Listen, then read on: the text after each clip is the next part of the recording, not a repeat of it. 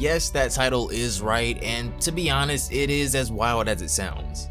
I'm gonna be honest, this is a video that I really completely forgot to do, even with a lot of you guys reminding me in the comments over the past week, with so much happening in the Dragon Ball and really just the anime universe. Ultra Instinct Goku has peaked, Moro is destroyed, I guess, and it seems like the next arc in Dragon Ball Super is set to start up right away, with the next few months of release dates having already been revealed. Alongside Dragon Ball Super, however, as more of, I guess, a courtesy to a lot of the wishes of the fans, Super Dragon Ball Heroes has been a, I guess, choice figure in keeping a love for Dragon Ball alive, and well, no matter how outrageous it may get. The latest episode of Super Dragon Ball Heroes is no different, as it diverges away from the battle with Fu over the Universal Seed to a much more casual episode. Episode 29 was a special episode of Super Dragon Ball Heroes specifically aimed to target their gaming audience, as the show has routinely revolved around being a promotional anime for the arcade game, even though it may not have seemed like it entirely up to this point. As I've explained many times though, nothing you see in Dragon Ball Heroes should be taken as canon or in any way relevant to the main timeline, as I'm sure if you didn't know before, you'll definitely figure out by the time this episode is over. A show that has, I guess, the balls to put Super Saiyan 4 Goku up against Super Saiyan Blue Goku definitely has my attention, however, as even without the flimsy plot, and that's kind of putting it mildly, that we've been seeing from Heroes since the core area warriors, we still got to see some impossible matchups and universal parallels of so many characters.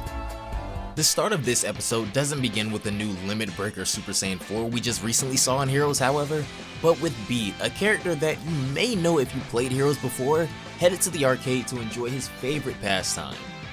As Beat scoots into the mall, already late for the 10th anniversary championship, he begins to hear over the intercom that everything's about to begin and for spectators to begin moving to the first floor. Finally, Beat arrives at a crowd surrounding the card game. Note appears on the other side of the system berating him about being late, but fortunately their round can finally begin shortly.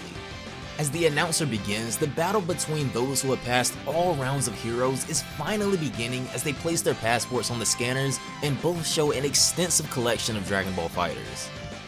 Note and Beat are transported into the game as their battle begins in a barren wasteland for the title of Super Dragon Ball Heroes Champion. If any of you guys are interested in checking out Super Dragon Ball Heroes for yourself, the original Raw episodes can be found all over YouTube, but as always, I'll link the one that I personally watch, so be sure to go check it out at the end. Don't forget to have those notifications turned on by clicking the bell icon down below to never miss an upload as soon as they go live, and if you've been enjoying all of the anime content recently, consider leaving a like on this video as well. It really helps with getting more eyes on our community. Be sure to follow on both Twitch and Twitter as well to stay up with me and all anime related content and updates, but without further ado,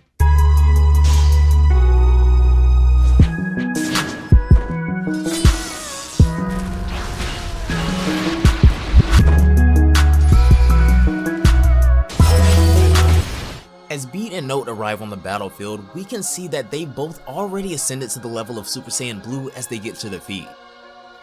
As they rise into the air simultaneously, their comrades begin to load in as well, with a stack of fierce fighters appearing behind both of them, and if you've never played Dragon Ball Heroes before, this is pretty much how the field looks in a way, with your whole team on the board and you move accordingly. Behind Beat, we see fighters like Vegito Blue, Yamcha, and Super Saiyan God Trunks, along with Goku, Bardock, and Jiren. Note has assembled a team that consists of Gogeta Blue, the Masked Saiyan, Broly, along with the Dark Masked King, the Grand Priest, and the Demon God. As both Beat and Note look forward to this final contest, the battle begins as their warriors charge in right away. As we would expect and most likely hope, Gogeta and Vegito Blue go straight for one another, causing a massive shockwave due to their very first clash that already begins to devastate the battlefield.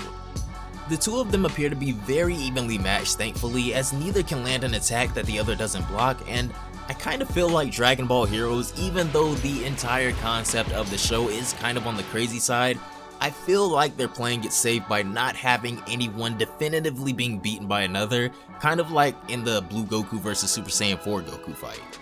Gogeta and Vegito continue to have a fierce battle, but on the outskirts, Bardock looks to intervene and steal a win for his own team, tossing a Ki Blast at the Fuse fighters. The Masked Saiyan appears and deflects his shot, angering him as the two Bardocks begin their battle as well. He sends the Masked Saiyan crashing into a cliffside and then delivers a barrage of Ki Blasts. The Masked Saiyan is uninjured, however, and immediately gets back into the battle with Bardock. As these two pairs collide, the legendary Super Saiyan's anger erupts as Broly's unending power sends shivers through Beat. Trunks steps in now to protect Beat in his new Super Saiyan God form as he steps between he and Broly, drawing his sword. Trunks then goes on to use one of his unit's abilities and summons the Supreme Kai of Time from just a swing of his sword, who appears in an orb in front of him. She says that she'll lend them her power, and within moments, time has effectively been frozen all around Broly as Note looks on in shock. As Broly remains frozen in time, Trunks goes on an onslaught of attacks looking to weaken him once the freeze is over, and when time finally does restart, Broly is sent soaring across the battlefield. As the Dark Masked King begins to power up and get involved as well, 5 crystals appear before Note as the Grand Prix support unit urges her to take them. In the snap of a finger, all of the units on Note's team receive a massive power up as Gogeta Blue easily damages both Vegito and Beat. Fortunately, Yamcha is able to heal them as well, showing extreme worth as the true final round begins. Vegito and Beat power up to their full powers and take aim at Note, both charging Super Kamehamehas locking onto their target. As they both go on to fire, their attacks converge into one massive beam with enough attack power to wipe out Note and her entire team in the blink of an eye, as the knockout is called in Beat's favor, ending the battle. However, this tournament isn't over just yet, as Beat celebrates his team's victory. This is when the announcement for a new challenger appears as a brand new team appears on the battlefield before Beat and the Z Fighters. The gods have now descended onto the earth as well, as we see not only Beerus and Whis, but Champa, Vados, and gods from other universes as well. They immediately attack Beat and his team, ridiculing them for looking so weak, and fire Ki Blast, causing a diversion. When the smoke clears, Beerus and little mini-me Beerus send Beat flying towards the ground and then go on to overpower him even more so, slamming him into the ground and knocking him out of Super Saiyan Blue. As Beat struggles in the face of this godly power, someone approaches him, a fighter that we've yet to see join this battle yet. As Beat looks up, Goku gives him a nod that it's time, as Beat agrees and gets back to his feet. Mini Beerus rises into the sky and begins forming a massive orb of destructive energy, aiming to fire directly down at the earth below. "This is the end for you all," he says as he releases his Super Star Breaker attack on the Earthlings and destroys a massive portion of the battlefield. Little Beerus descends back to the earth to see who's left, but when he does, an unexpected power ignites behind him. Forced to the brink by the gods, Beat has activated Ultra Instinct alongside his teammate Goku, looking shockingly similar as well.